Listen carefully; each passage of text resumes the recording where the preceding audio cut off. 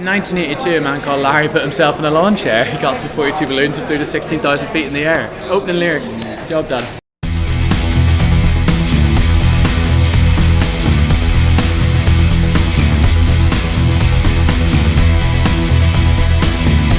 It's about this man who has a dream of flight, and when he was barely 13, he had this dream of using weather balloons to do it. And with the help of his girlfriend, they achieved this dream in 1982, and it's about that and about the consequences of chasing your dream. And there's a really lovely through line where we remind people that it is real and you can look it up after the show. Like, it's a very we know we're telling this crazy story, can you believe it's this crazy? But it is, go Google it.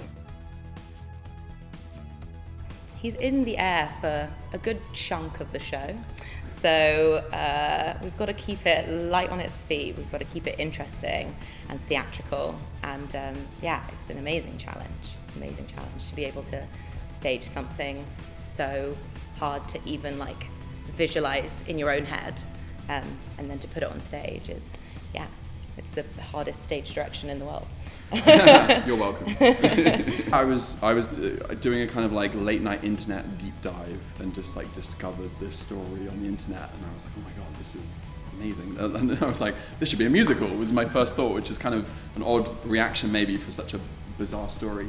But I really connected with it because it's a story fundamentally about dreams and having a dream and doing whatever it takes to make it come true, which for me at the time as a student who just moved to London doing my master's with this dream of becoming a musical theatre composer, I was like, I've also got a crazy dream and nobody believes in me either.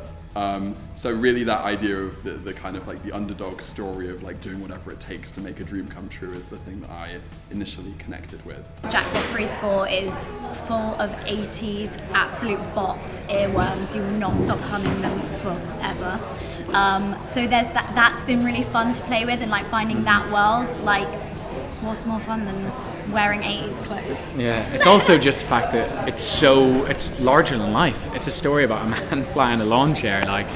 It suits people just breaking in the song and having a rock anthem about I'm gonna fly a lawn chair, great, or having this moment of being am I gonna take out a loan and put myself in deep debt for this man I love to have his dream? If there's ever a time to break into song and dance because words no longer convey the emotion, this is the time.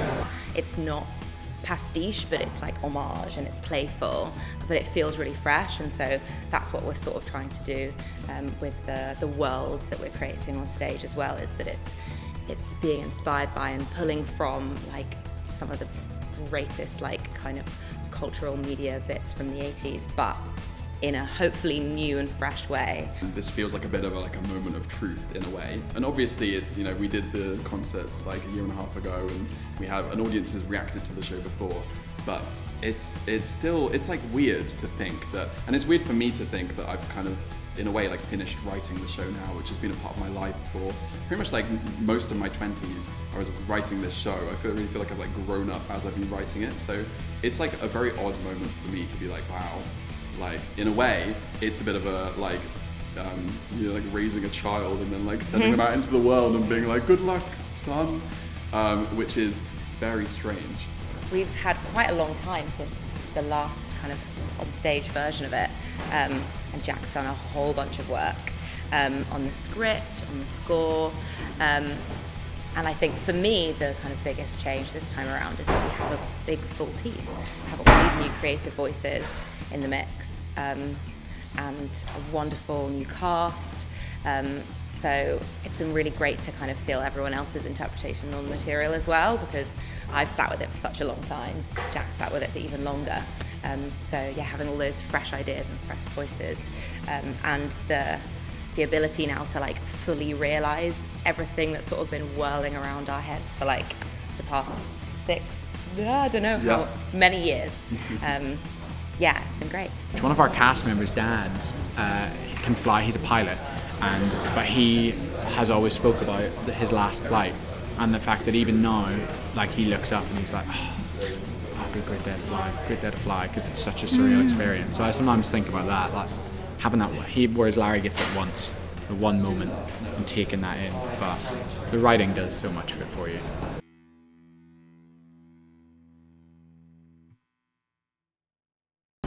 what's the world without your dream? Like, if you want it, you can get it. You just got to put the work in, and you can fly. He's just quoting the show. I'm just now. quoting the show. I'm just practicing my lines.